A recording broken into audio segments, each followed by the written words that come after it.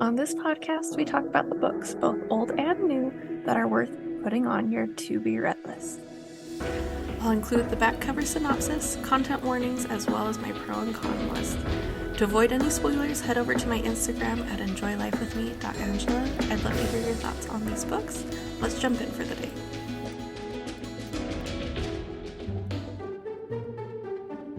Today we're going to be talking about A Precarious Gamble by Laura Beers, which is the third book in her Gentlemen of London series.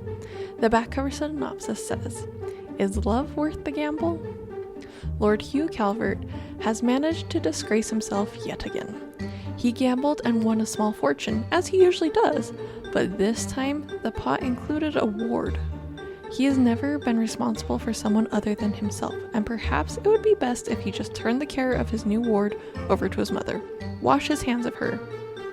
But he didn't anticipate that she would be so intriguing, or so beautiful. Miss Marielle Wildmond has lost her entire family, and is forced to rely on the good graces of her guardian until she reaches her majority. When he gambles with her life, and she's sent to live with Lord Hugh, she wonders what fresh misery she will be subjected to. Will her new guardian be as terrible as the first one? What will she do if he's worse? This is a dual point of view Regency romance with the forced proximity trope. The intimacy is mild, low descript kisses. The language is mild, to hell and back kind of a thing. The violence is high, but non-gory. Deaths. Potential triggers: the past deaths, the alcohol, gambling, kidnapping, shooting. The con, I felt like, was that mysterious backstory was held until the end, and it felt a little too hyped. Like, it was a big deal, but it was his job and he couldn't predict the future. Like, so it was a big deal, but it felt too hyped for what it was to have been held on that long, if that makes sense. I did love, on the pro side, the imperfect people doing their best. When he said, "I believe it's the job of a good guardian," or at least I think it is, I'm making it up as I go along. Or when his dad said, "I know I haven't been the best father, but I have always had your best interest in mind." Those kind of things. And that, coupled with the imperfect humor, where it was like, "What the blazes were you thinking, son?" Hugh lifted his eyebrow. "Language, mother.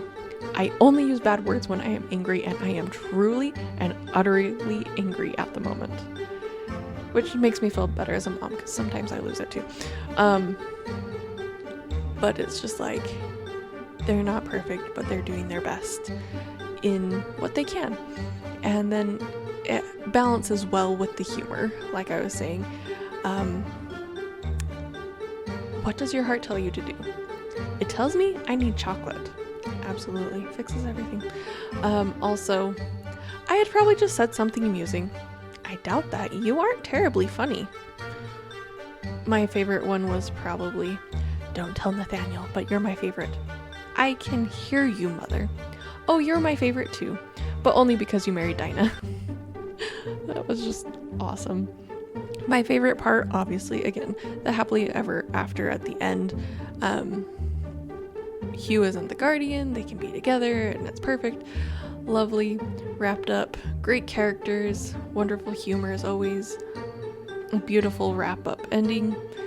Probably my favorite of the series so far. The pining was real. So I'd love to hear your thoughts. If this one's been the best for you as well, jump over to my social medias, enjoylifewithme.angela. I'll have the clickable link tree in the show notes, and you can share your thoughts with me. And as always, talk to you soon. Happy reading.